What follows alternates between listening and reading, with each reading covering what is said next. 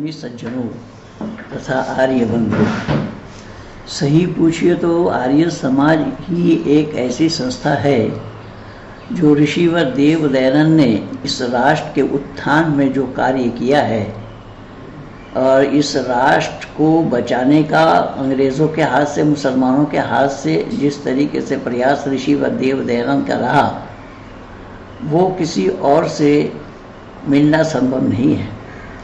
ऋषि दयानंद ने आर्य समाज की नींव डाली थी 1875 में और आर्यों पर कुछ दायित्व दिया। वेद का पढ़ना, पढ़ाना, सुनना, सुनाना परम धर्म है लिखा।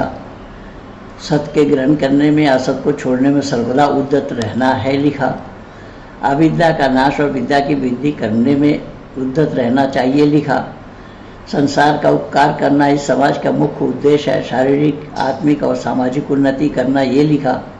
अपनी उन्नति में संतुष्ट न रहना चाहिए किंतु प्रत्येक की उन्नति में अपनी उन्नति समझिए। ये सब विचार ऋषिवर देव दयानंद के हैं, लेकिन आज आर्य समाज से ये सब विलुप्त होता जा रहा है।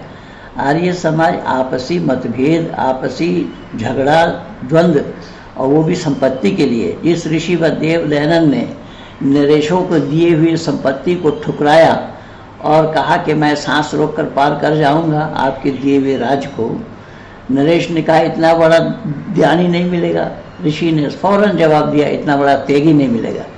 ये है आर्य समाज। सिर्फ इतना ही, ऋषिवर देव दयानंद के जीवनी लिखने में देवेंद्र नाथ मुखोपाध्याय, जो कि एक बंगाली ब्राह्मण परिवार के थे, जिन्होंने अपनी संपत्ति बेच करके ऋषि दयानंद पर खोज किया, और आज आर्य समाज में बैठे लोग उसी संपत्ति को ही बेच रहे हैं। आज संपत्ति की लड़ाई लड़ रहे हैं और फिर ये कह रहे हैं कि आर्य राष्ट्र बनाएंगे। मैं समझ नहीं पा रहा हूँ, मुझे तो हंसी छूट रही है इन आर्य राष्ट्र शब्द को सुन करके। जो संस्था आपस में मतभेद रखती है, जो जहाँ पर जातिवाद की लड़ाई, जहाँ पर बनियावाद है, गुजरवाद है, जाटवाद है, ऐसों में एकत्र होना या एकत्रित होना ऐसों का क्यों कर संभव होगा। इसलिए ये परंपरा जो है वाकई में किसी ने जाना नहीं, समझा नहीं, परखा नहीं ऋषि दयानंद के विचारों को। मेरे गुरु अमर स्वामी जी मरते दम तक ये कहते रहे कि शास्त्रार्थ की परंपरा खत्म हो चली है। मैं तो नौजवानों को बताता हूँ कि इस परंपरा को उजागर करने के लिए आओ मेरे पास, कुछ सीखो, कुछ जानो, कुछ समझो, कुछ परखो। तो उन जानो समझो परखो वालों में से स्वामी जी के पास मैं ही एक अंतिम में आया, जो ऋषिवर देव दयानंद के विचारों को, वैदिक सिद्धांत और वैदिक मान्यता को, शास्त्रार्थ के दांव पेच और शास्त्रार्थ की कला को मैंने अपने गुरु अमर स्वामी जी से लिया है। उसी परंपरा में मैं काम कर रहा हूँ। लेकिन दुर्भाग्य ये है कि आगे की नस्ल बनाने के लिए, आगे की पीढ़ी को किस तरीके से बनाया जाए, ये चिंता किसी को नहीं है।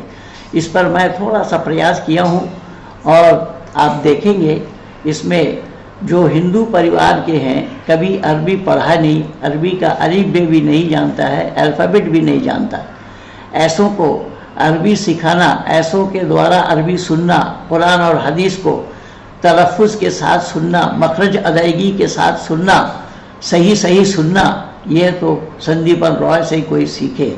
परमात्मा की असीम अनुकंपा है। ऐसे संदीपन रॉय को तैयार करने में मेरा वरदहस्त रहा है, और ऐसा एक नहीं अनेकों को मैं तैयार किया हूँ, क्योंकि मैं ये सोचा कि तेरे ना रहने पर क्या होगा, इसलिए मैं अपनी पीढ़ी को तैयार करने में लगा हूँ।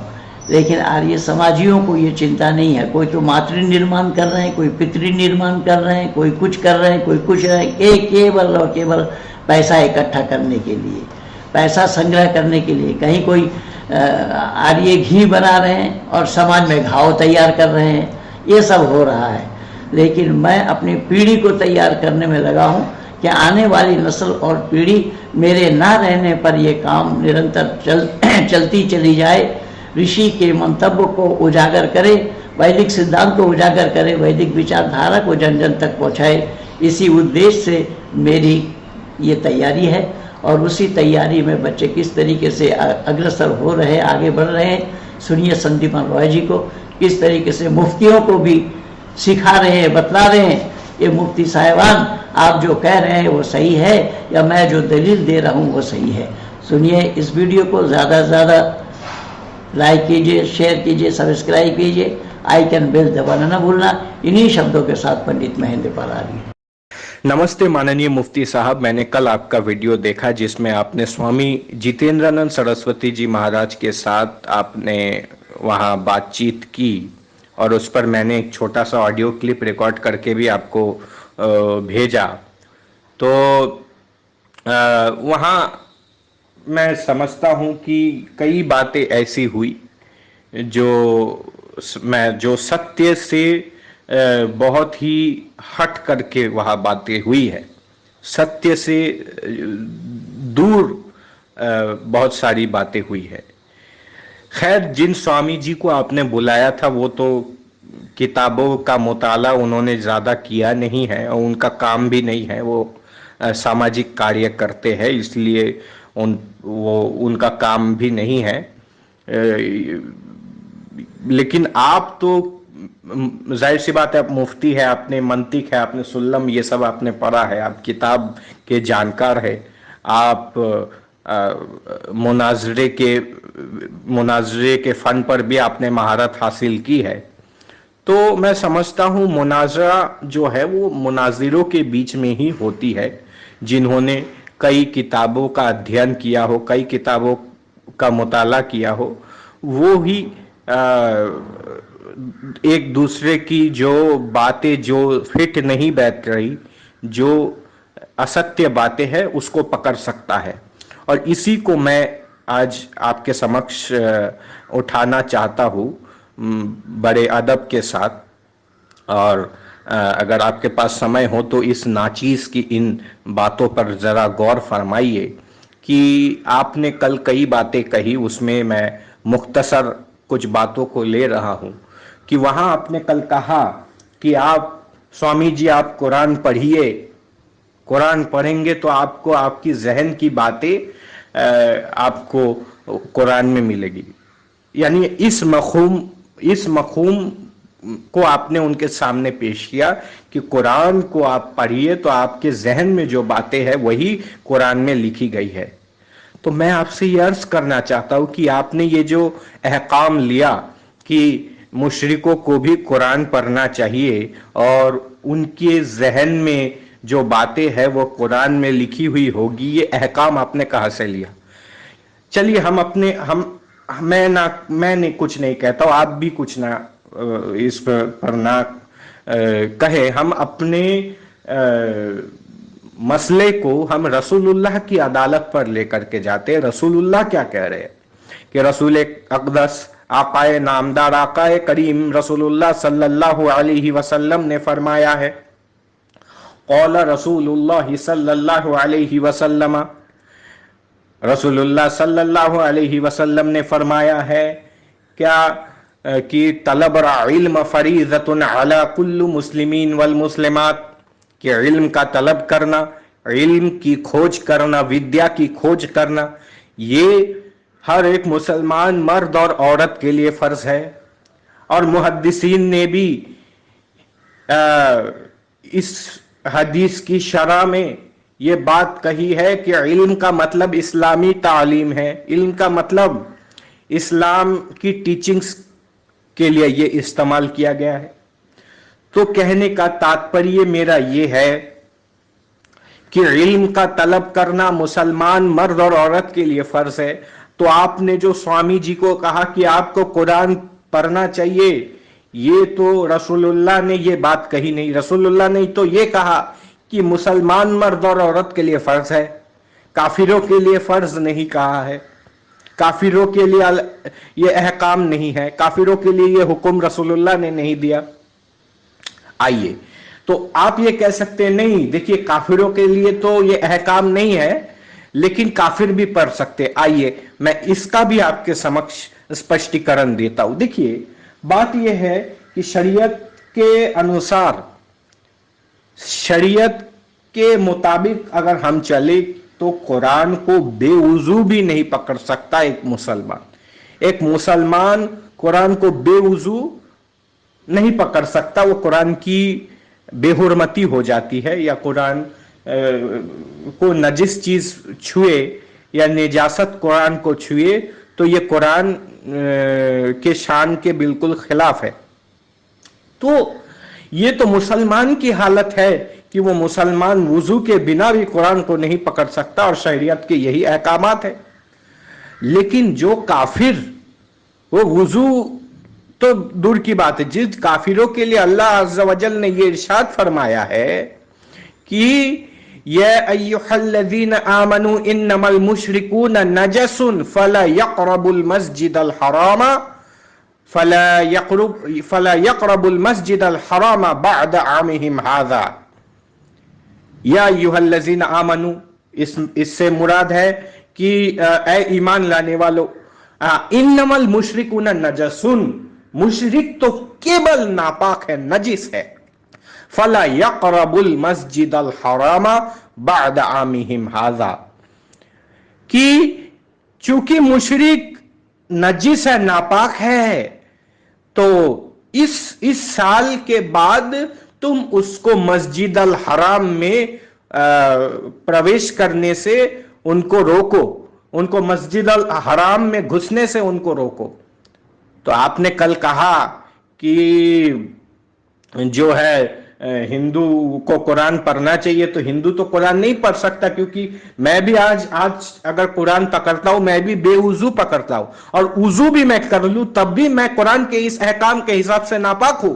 और नापाक चीज किसी को नापाक चीज निजासत के हालत में कुरान को आप नहीं पकड़ सकते। और यहाँ काफिर तो पूरा ऊपर से लेकर नीचे तक शिर्क से डूबा हुआ है, इसलिए अल्लाह ने उनको नजिस कहा है। एक जगह बदजात कहा है, जिसको गाली जो आप समझते हैं, ठीक है, तो ये कहा है।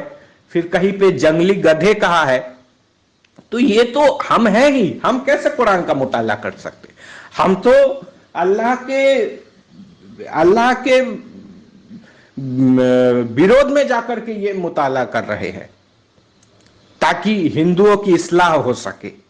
तो आपने जो, चलिए हम तो कुरान को नहीं मानते, लेकिन आपने ये जो बात कही कि जो कुरान को, यानी स्वामी जी को कुरान का मुताला करना चाहिए, ये तो कुरान के एक विरोध में जा रहा है। और जो मैंने कयास या जो मैंने यहाँ पे आपको इस्तदलाल किया कुरान के इस आयत से और हदीस से, इससे वाज़े ये पता चलता है कि कुरान का मुताला हिंदू नहीं कर सकता। दूसरी बात, आपने कहा कि आप हमारे अमाल देख करके ही मुसलमान हो जाएंगे। तो आप देखिए यहाँ पे क्या है, यहाँ पे तो बताया ही गया है कि मुशरिक नापाक है और उनको मस्जिद अल हराम में घुसने मत दो, उनको बैतुल्लाह में घुसने मत दो, गुंबद खजरा में घुसने मत दो, मक्का में घुसने मत दो, मदीनातुल मुनव्वरा में घुसने मत दो, मक्का मुकर्रमा में घुसने मत दो। ये तो कुरान कह रहा है। तो आप किस अखलाक की बात कर रहे हैं, इस पर वजाहत मैं आपसे बहुत ही विनम्र निवेदन करता हूं कि इस पर आप वजाहत फरमाइए, क्योंकि कुरान तो मुशरिकों के साथ, ये मुशरिकों को नजस भी कहती है, उनको बंदर और खिंजीर से भी ताबीर करती है, और उनको कहती है कि आप जो है नापाक है, आप मस्जिद अल हराम में नहीं घुस सकते। और आप फिर किस अखलाक की बात कर रहे हैं, मैं इस पर आपसे वजाहत चाहता हूं, क्योंकि कुरान में तो गैर मुसलमान के साथ ताल्लुकात भी नहीं रख सकते। और इस पर मैं दलील दे देता हूं कुरान से, फिर मैं एक बात और करूंगा कि कुरान में रब तबारक व तआला ने इरशाद फरमाया है कि ला यत्तखिज़िल मुमिनूनल काफिरीन औलिया मिन दुनिल मुमिनीन व मन यफ़अल ज़ालिका फ़लैसा मिनल्लाहि फ़ी शय्इन इल्ला अन तब्तगू मिन्हु तुक़ा व युहज़्ज़िरुकुमुल्लाहु नफ़्सहु व इलल्लाहिल मसीर। मुसलमानों को छोड़ करके काफिरों और मुशरिकों को दोस्त ना बनाओ, दिल से और जुबान से। अगर तुम दोस्ती रखने वालों में से हो तो मैं अल्लाह अज़्ज़ व जल तुमसे दोस्ती नहीं रखता। या अय्युहल्लज़ीना आमनू या अय्युहल्लज़ीना आमनू ला तत्तखिज़ुल यहूद वन नसारा औलिया بعد اولیاء بعد تو یہاں یہ بتایا ہے کہ یا ایھا الذین آمنوا، اے ایمان لانے والو، لا تتخذوا الیہود والنصارى، یہودیوں اور عیسائیوں کو اپنا دوست اور رازدار نہ بناؤ. اس کے آگے والی میں بھول رہا ہوں،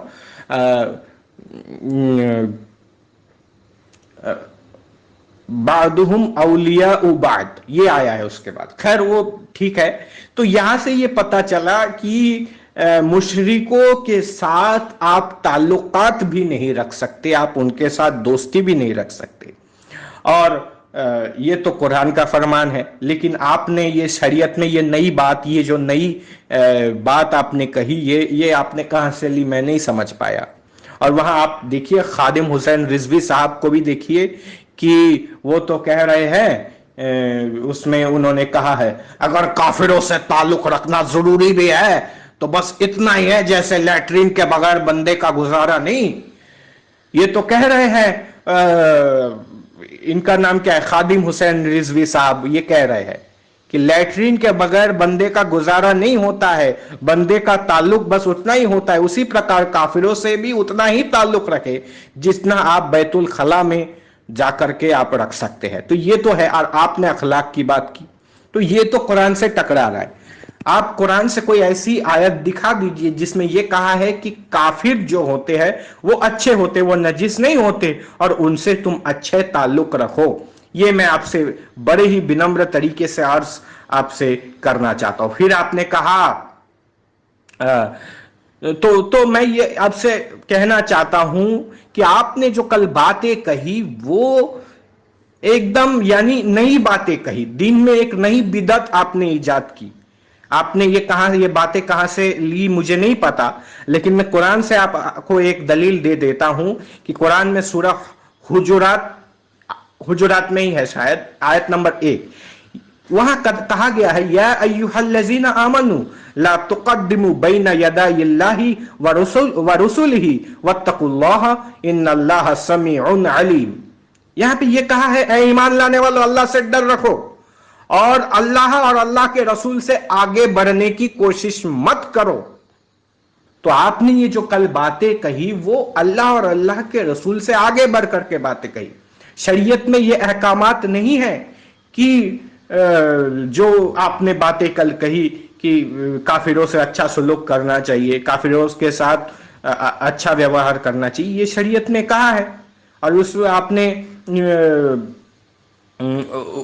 ان کو بھی سنیے، یہ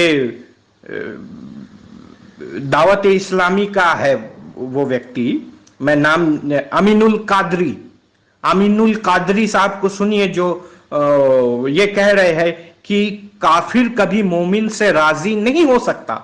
یہ تو آپ کے مولانا کہہ رہے ہیں، پاکستان کے مولانا. تو ٹھیک ہے، ان کی بات ہم چھوڑ دیتے ہیں، مولانا کو چھوڑ دیتے ہیں، لیکن قرآن کی بات تو آپ مانیں گے. اور آپ اخلاق کی بات کر رہے ہیں، کیا اسلام میں غیر مسلمانوں کو جینے کا حق ہے؟ وہاں تو کئی جگہ یہ کہا ہے کہ وَقَاتِلُهُمْ حَتَّى لَا تَكُونَ فِتْنَةٌ وَيَكُونَ الدِّينُ كُلُّهُ لِلَّهِ. ٹھیک ہے، تو یہاں بتایا گیا ہے سورہ انفال آیت نمبر 39 39 میں یہ بتایا گیا ہے کہ وَقَاتِلُهُمْ حَتَّى لَا تَكُونَ فِتْنَةٌ وَيَكُونَ الدِّينُ كُلُّهُ لِلَّهِ. ان سے یدھ کرو تاکہ فتنہ باقی نہ رہے اور دین پورا کا پورا اللہ کے لیے ہو جائے. یعنی جب تک اللہ کا دین پورے دنیا میں غالب نہ ہو، کافروں کو جہاں پاؤ وہی قتل کرو. کسی بھی قرآن کو اٹھا کر کے لیجئے، چاہے اعلیٰ حضرت فاضل بریلوی رحمت اللہ علیہ کی قرآن کو آپ اٹھا کر کے لیجئے، یا کسی بھی قرآن کو آپ مولانا وحید الدین خان حافظہ اللہ کے قرآن کو آپ اٹھا کر کے دیکھیے، کوئی بھی قرآن اٹھا کر کے دیکھیے، یہی ترجمہ آپ کو ملے گا. سورہ بقر میں بھی آپ کو مل جائے گا، جیسے سورہ انفال آیت نمبر 65 میں مل جائے گا. بہت جگہ ہے اس میں یا ایھا النبی حرض المؤمنین علی القتال یکن منکم اشرعون صابرون. یہاں پہ یہ بتایا گیا اس میں بتایا گیا ہے اے نبی تم مسلمانوں کو ابھارو کافروں کے ورودھ میں، کافروں کے خلاف. تم 20 مسلمان ہوں گے تو 100 کافروں پر بھاری ہوں گے، تم 200 ہوں گے تو 1000 پر بھاری ہوں گے. تو یہ میں سب یاد کر کے بول رہا ہوں, میرے پاس کوئی کاغذ نہیں ہے ابھی. تو اس کے بعد یا ایھا النبی جاہد الکفار والمنافقین واغلظ علیہم ومأواہم جہنم وبئس المصیر. ایک جگہ نہیں ہے. فاذا انسلخ الاشہر الحرم فاقتلوا المشرکین حیث وجدتموہم وخذوہم واحصروہم وقعدوا لهم کل مرصد فإن تابوا وأقاموا الصلاة وآتوا الزکاة فخلوا سبیلہم ان اللہ غفور الرحیم. یہ کئی جگہ آیا ہے. وقاتلوا فی سبیل اللہ الذین یقاتلونکم ولا تعتدوا ان اللہ لا يحب المعتدین. واقتلوہم حیث ثاقفتموہم واخرجوہم من حیث اخرجکم والفتنة اشد من القتل ولا قاتلهم عند المسجد الحرام حتى يقاتلكم فيه فإن قاتلكم فاقتلوهم كذلك جزاء الكافرين. کئی جگہ ہے, میں کتنا سناؤں آپ کو, اور بھی یاد ہے میرے پاس اور بھی ہے دلائل. تو آپ تو قرآن کے وروध میں کئی باتیں آپ نے کل کہہ دی. پھر آپ نے کہہ دی کہ جی نہیں جی یہ تو حضرت آدم سے ہمارا اسلام چل رہا ہے. تو میں نے مسلمانوں کو اپنے ایک ویڈیو میں ایک بہت ہی ونمر گزارش کی ہے کہ کوئی حضرت آدم کو مسلمان ثابت کر کے دکھا دے قرآن سے, میں سانگو پنگ اسلام قبول کر لوں گا. میں آپ کو یہ آن ریکارڈ میں نے اپنے ویڈیوز میں کہا ہے, کیونکہ پہلا مسلمان حضرت آدم نہیں تھے, یہ میں ثابت کر چکا ہوں. سورہ انعام آیت نمبر 14 وہاں شبد آیا ہے قل اغیر اللہ یتخذ ولیا فاطر السماوات والارض وهو یطعم ولا یطعم قل انی امرت ان اکون اول من اسلم ولا تکونن من المشرکین. دیکھیے یہ سب میں یاد کر کے بول رہا ہوں تو کچھ ادھر ادھر الفاظ ہو سکتے ہیں, تو میں یہاں پہ یہ کر رہا ہوں کہ میرے مفہوم کو آپ سمجھیے کہ یہاں پہ یہ کہا ہے کہ قل انی امرت ان اکون اول من اسلم ولا تکونن من المشرکین, کہ کہہ دیجئے کہ آپ نے سب سے پہلے اسلام لایا اور آپ مشرکوں میں سے ہرگز نہیں ہیں. یہ تو قرآن کا فرمان ہے, یعنی رسول اللہ صلی اللہ علیہ وسلم سب سے پہلے مسلمان ہیں. یہ تو قرآن کی اس آیت سے ثابت ہو گئی. پھر آپ نے کہا جی نہیں جی یہ جو بت ہے یہ حضرت ابراہیم نے یہ کعبہ بنایا تھا اور یہ حضرت ابراہیم کا گھر ہے, لہٰذا ہم ان مورتیوں کو توڑ سکتے ہیں. تو آپ کے پاس آپ یہ نہیں سمجھ پائے کہ ان مورتیوں کو ان گھر سے نکال کر کے باہر بھی تو رکھا جا سکتا ہے. تو اس سے یہ پتا چلا کہ آپ نے جو بات کہی یہ سراسر غلط ہے. یہ تو سمپل ترک سے بھی یہ سمجھا جا سکتا ہے کہ مورتیوں کو اٹھا کر کے باہر رکھا جا سکتا ہے, نہ کہ ان کو توڑا جائے. تو اب مورتیوں کو توڑنے کے لیے آپ نے کئی وہاں پہ جو ہے من گھڑنت موضوع باتیں وہاں پہ آپ نے کی ہے. مورتی توڑنا تو حضرت ابراہیم کی سنت ہے. وہاں تو بتایا گیا ہے قولوا من فعل هذا بآلہتنا انہ لمن الظالمین. قولوا من فعل هذا بآلہتنا انہ لمن الظالمین. وہ کہنے لگے کس نے ہمارے دیوتاؤں کے ساتھ یہاں حرکت کیا ہے, نشچے ہی وہ ظالم ہے. فجعلہم جزءا الا کبیر لہم لعلہم الیہ یرجعون. تو فجعلہم جزءا الا کبیر لہم لعلہم الیہ یرجعون. یہاں بتایا گیا ہے اتعب اس نے انہیں کھنڈ کھنڈ کر دیا سوائے ان کی ایک بڑی کے کداچت وے اس کی اور رجوع کرے. یعنی حضرت ابراہیم نے 360 میں سے جو ہے ایک بڑی بت کو چھوڑ کر کے باقی سارے بتوں کو گرا کر کے وہ جو جس کلہاڑی سے انہوں نے سارے بتوں کو گرایا اس کلہاڑی کو بڑے بت کے کندھے پر رکھ دیا. تو یہ تو نبی کی سنت ہے, نبی نے یہ کام کیے ہیں, تو رسول اللہ کیسے پیچھے ہٹیں گے. آئیے بخاری میں بھی رسول اللہ نے اسی سنت کو انہوں نے उन्होंने फॉलो किया है। और आपने ये जो कल बातें की, नहीं वो तो बड़े जालिम थे जी, वो ये थे, वो बहुत ही बुरे लोग थे इसलिए उनके बुतों को तोड़ा जाए, ये इस्तदलाल किसी हदीस में नहीं है, ये बात किसी हदीस में नहीं लिखी गई। आइए मैं आपको एक हदीस सुनाता हूं, यह है सही बुखारी बुक नंबर 4 हदीस नंबर 1812 1812, जिसमें अमर बिन अबसा रजी अल्लाह ताला अन्हु ने बताया कि जमाने जाहिलियत में मैंने देखा कि रसूलुल्लाह सल्लल्लाहु अलैहि वसल्लम छुपे हुए थे। तो मैंने उनसे पूछा कि आप कौन है? तो उन्होंने कहा कि मैं अल्लाह का रसूल हूं और मैं अल्लाह के तरफ से भेजा हुआ हूं। तो फिर साहबी ने पूछा कि आप किस लिए आपको भेजा गया है? तो रसूलुल्लाह क्या बता रहे, सुनिए कि वो कह रहे हैं, I have been sent to ties the relationship, to break the idols, मूर्तियों को तोड़ने के लिए मैं आया हूं, and to proclaim the oneness of Allah, nothing is to be associated with him. यानी मैं बुतों को तोड़ने के लिए आया हूं, बुतों को खत्म करने के लिए आया हूं। ये तो हजरत इब्राहिम की सुन्नत है और रसूलुल्लाह की भी सुन्नत है। यानी ये हदीस कौली में ये आ जाता है। फिर फराहा अलैहिम दरबम बिल यमीन, फिर वह भरपूर हाथ मारते हुए उन पर पील पड़ा। यह है हजरत इब्राहिम के विषय में बताया गया है कि किस प्रकार से वो मूर्तियों को, उन्होंने मूर्तियों की बेहुरमती की, मूर्तियों को तोड़ डाला। तो ये तो इस्लाम के जन्म काल से ये बातें है। हालांकि हजरत इब्राहिम की तरफ आप निस्बत करके ये बात कह रहे हैं, हजरत इब्राहिम तो मुसलमान नहीं, यानी हजरत इब्राहिम तो पहले मुसलमान नहीं थे। पहले मुसलमान तो हजरत मोहम्मद मुस्तफा सल्लल्लाहु अलैहि वसल्लम, सूरह अनाम आयत नंबर 14। हालांकि हजरत इब्राहिम को भी मुसलमान कहा गया है एक जगह, लेकिन वो फिर बात इस आयत से टकराएगी। तो हम इस बात की माने कि हजरत मोहम्मद मुस्तफा सल्लल्लाहु अलैहि वसल्लम मुसलमान है, पहले मुसलमान है, तो हजरत आदम उनसे पहले कैसे मुसलमान हो गए?